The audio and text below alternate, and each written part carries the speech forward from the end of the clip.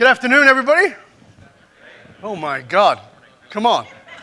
It's morning. Good morning, everybody. All right, good. So, first of all, I got to check. How many other virgins are in the room?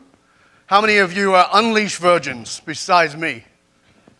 Good. So I'm not on my own here. We've got a few virgins in the room. That's good to know. It's my first one. Have you heard some amazing material over the last day and a half? Yes? Yes? Yeah. Have you seen some fantastic speakers? Yes. You were able to do that because of the work of Dirk, Gail, Deb, all the people in the back that you don't see. So let's please give it up for all those people. Come on. Come on. Put some energy into it. Woo! Woo! You know, they put this on. This takes a lot of work. I had a private seminar company. It was massive, the amount of work it takes. So that they've done this for you and you're here, I totally celebrate you. I honor you that you've taken the time to do that. And I certainly honor them for putting it together. So I said, have you heard a lot of great stuff? You said yes. Have you seen great speakers? You said yes. So with that, what I want you to do is I'd like for you to turn and look at the person who is directly to your left. Look at that person for a moment. Doesn't matter if you can't see him, just look at them. And I would like for you to consider that that person in front of you is 80% deaf. Now I'd like for you to turn and look at the person to your right and consider that that person is at least 99% blind. Human beings only hear 1/5 of everything, all sound waves. We only see 0.0035% of all light that's available in the electromagnetic field. Clearly, we're missing a lot. Right? That's why that guy's art in the back is really useful. We're missing a lot. Right now, you have teams and you have leaders inside of your organization who are outperforming everybody else. Is that true? And some of them, when you look at them, it's really obvious. Like they're doing this and doing that, and you get it. But even in those teams, there's an awareness that there's things going on that you can't pin down. In fact, you may have even had that experience yourself, where your own company or your own division is doing really great, and you just love to take the credit, but you know it's not you, and you actually don't know what the hell it is. Here's what we found, is that in every organization, in every one of these high-performing teams, in every one of these top leaders, there are what we call invisible factors. And they contribute about 50%, and sometimes even more, to that organization. The invisible factors. Back in the 1970s, all the way back here in the 1970s, the scientific leaders of the day believed that they had a real handle on what made up our universe. They were certain they knew what it made up. At around that same time, the S&P 500, or its counterpart at that time, believed that they had a really good handle on what made up the value of your organization. Fast forward to today, about 40 years, and what do we know? Those same scientific community, those same scientific leaders will tell us that the thing they thought made up the universe actually only makes up 4% of the universe. The other 96% is something that was completely invisible to them, to us, to all of us, and that is dark matter and dark energy. Similarly, in the S&P 500, back 40 years ago, the senior executives of a company could not see, it was invisible to them, the value of their company, that the S&P 500 now tell us that 80% of the value of everything that is on that list is in intangible assets, the very things we can't see. There comes a point in time where we have to step forward and face this moment, this defining moment, where we cling to the past and what we believed, or we face the future into what we know. There comes this defining moment where what was the truth has become a lie. And if we continue to cling to it, we fade into oblivion. We miss it. So what are some of these invisible factors? Well, let's just start with this one. Safety and trust. Safety and trust inside of your organization. Now, I'm guessing that some of you are sitting there going, well, that's great, we've got that covered. Ours is a really good, safe place. We've got a safe environment, a lot of trust going on. Terrific. I hope that's true. But let's just consider for a minute that if we again get back in our time machine and go back to just the beginning of 2015. Now, if we go back to the beginning of 2015, and you and I sit together and we'll interview for my podcast, we're going to interview the CEO of Amazon, Jeff Bezos. And we interviewed Jeff Bezos and we say, is your environment a safe working environment? This is the Amazon.com environment or safe working environment. I'm pretty certain, and I'll tell you why in a moment, that he would say, yes, it's a safe environment. You may be familiar with the fact that very recently, the New York Times did a rather scathing article on the Amazon work environment. Everybody familiar with that? Yeah, they just lambasted them. Jeff Bezos did not respond directly to that. What he did instead was he sent an internal memo to his employees. The internal memo said that he encouraged his employees to read that article and then to write to him directly and tell him if they worked in that environment. The fact that he sent that memo suggests, clearly to me at least, that he believes the Amazon work environment is a safe place. But if the Amazon environment is what was laid out in the New York Times, it's not a safe environment. And what does that mean? It means that very few people will have actually written to Jeff Bezos and said, this is what it is. Does this make sense to you? So the presumption that something is safe and the fact that it's safe is very, very different things. And the problem with that is that we can't see it if we're inside of it. We miss it. Being able to see those invisible factors is, in fact, the difference that makes the difference. I hope I'm pressing the right button. Being able to see these invisible factors is the difference that makes the difference. We've got to be able to see what's going on underneath. That's what changes absolutely everything. So why are we so blind? Why do we miss so many of these invisible factors? Because we do. Well, I don't know about you. I've certainly had one of these friends, and maybe you've had one of them. That friend who shows up and has the same problem. You know the one? That friend who keeps coming up to you with the same problem over and over again, and it's glaringly obvious to you, and you keep giving them that advice, but they're really just not listening. Why is that? Well, it's like the David Foster Wallace story of the two young fish who are swimming through the lake, and a larger fish approaches them, and the larger, older fish looks at them and says, all right, lads, how's the water?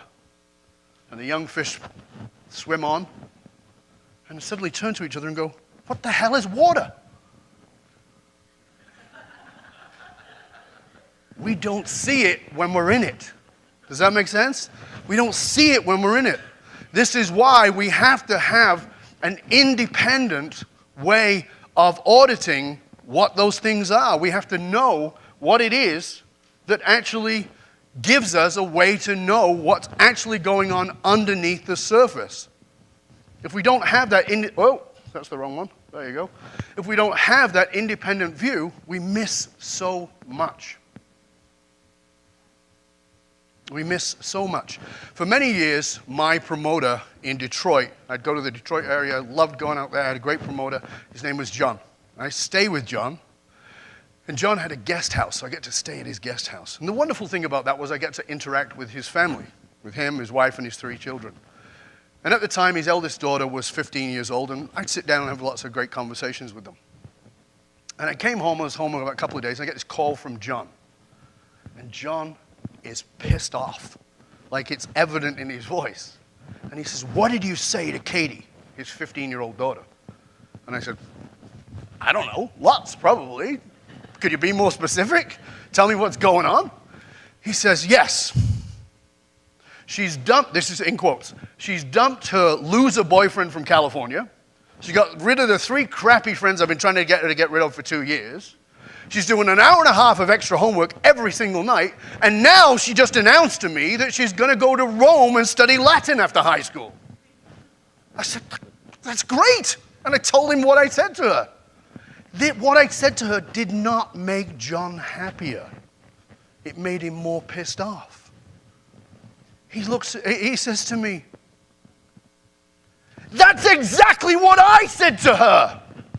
Why wouldn't she listen to me? Why did she listen to you and not me? I said, really, John? That's easy. You're an idiot. Now, John is not an idiot, but a wise man is a fool in his own village, as we say in the speaking world.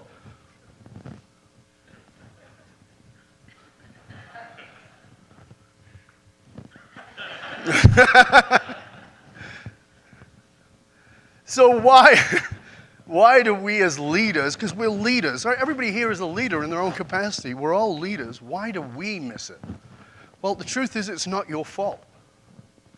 The fact that you're missing the invisible factors, it's not your fault. You see, we are trained to look towards the bottom line. But the bottom line is like looking at the top of the iceberg. I guess my slides got mixed up. It's my fault. It's like looking at the top of an iceberg. We miss everything that's below. And you and I are both aware that the surface is just a small fraction of everything that's going underneath. But we're trained as leaders to look at that bottom line, so we miss so much of what is underneath. So we're going to see if you and I, here right now, can work out some invisible factors. And we want to look at something called fierce loyalty. Fierce loyalty.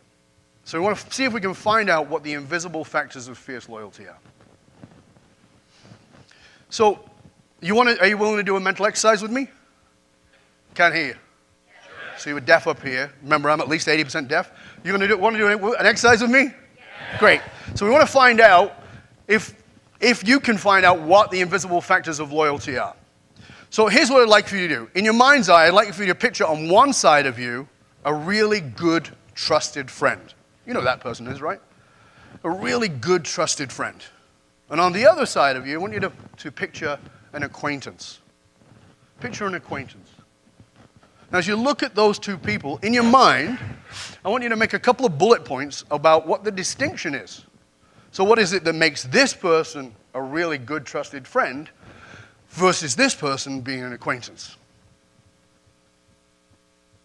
Now, as you do that, I'm going to see if I can put on my psychic underpants and work out what it is you came up with. Is that all right? Well, I've actually already got them on because it's difficult to change on stage. So one of the things that people generally come up with is time. They say, the really good friend I have a lot of time with, that's why I trust them. Well, I agree that it is trust, but time is a little iffy, and I'll tell you why. Because yes, you're good friends you probably have known a long time, but we've all had that experience of meeting somebody and having that instant kinship with them, feeling like you could trust them right away. Has everybody had that? Yeah. So time's kind of nebulous, but definitely trust. But think again, what is the distinction between what makes somebody a good friend versus what makes somebody an acquaintance? And whatever it is you put, I'm going to see if I can summarize it, because we've done this with thousands of people. And what it generally comes down to is this. The really good friend knows things about you and you know things about them that an acquaintance doesn't. That the fierce loyalty of your friendship is because they know things about you, you know things about them, and therefore you trust them. So the invisible factors, two of the invisible factors of fierce loyalty are first, trust, and second, the very thing that you and I as leaders have been trained away from, and that is disclosure, vulnerability. Your willingness to be vulnerable with people is what actually generates fierce loyalty. So why am I picking on loyalty as an important factor? Because it's the distinction between those invisible factors becoming your success DNA and getting passed on or not. If you don't have people loyal to you, you don't get to pass that DNA on. It doesn't happen. And the greatest predictor of your future continued success is A, to identify the invisible factors in your high-performing team that create the success DNA, and B, the ability to replicate those and put them throughout the organization. Does that make sense to everybody? Does that make sense? Yeah, you've got to do that. You've got to put them throughout the organization. When we look under the hood of the most successful, high-performing organizations and teams, there is a single invisible factor that shows up ubiquitously. It's always there.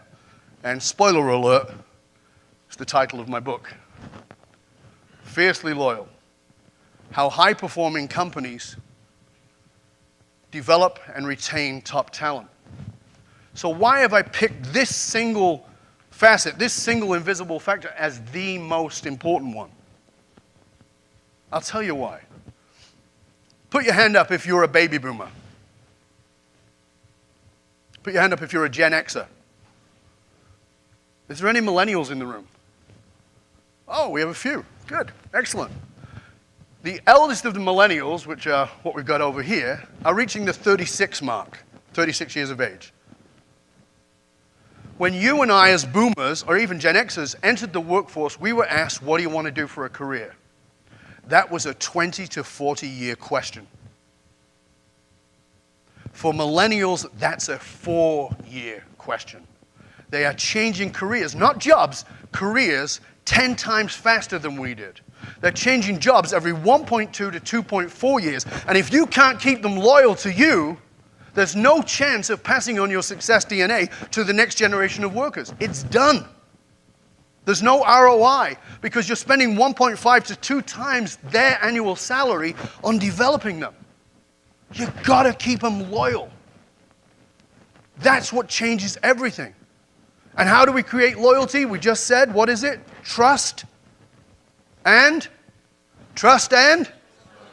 disclosure, vulnerability. When I came up here, Dirk introduced me, and he was kind enough to mention that I was cited by Inc. magazine as one of the top 100 leadership speakers to hire. I'm a best-selling author. I've spoken all over the world. I've got the #1 podcast for Fortune 500 companies. But what, and we have a management company. We go in and work with companies. But what Dirk didn't tell you, maybe didn't know, is I'm a recovering junkie.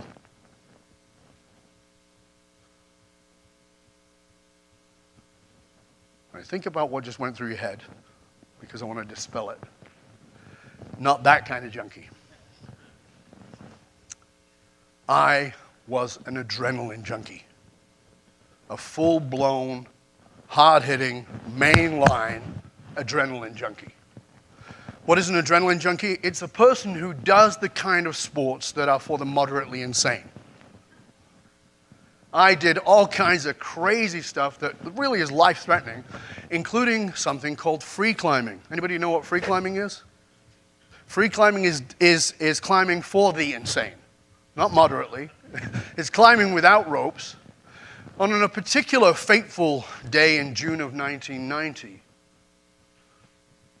while free climbing, I reached for a rock that actually dislodged a bigger rock that, bam, hit me in the face and sent me hurtling down to the rocks below, the boulders below. Bam! 120 feet, 12 stories, and landed on my face. 10 reconstructive surgeries later. Am I pretty yet? My bottom jaw, I was in the hospital, the bottom jaw was broken into 4 separate pieces that they wired together. The upper jaw was two pieces that they wired together, and then they wired the whole thing closed, rebuilt my cheekbones, rebuilt my nose, picked up my eye sockets. I cannot begin to explain to you the intense pain that I felt. There's no words for it. Of that kind of being that physically broken. But what I can tell you is this. There was no way in the world I was letting anybody know. See, I was born in a ghetto. I was a tough kid. I was a leader. And we are trained as leaders, don't let them see any chink in your armor. Don't let them see that weak side. And I became completely inauthentic about what I was going through until a particular day. On this day, I found myself on my living room floor in the fetal position,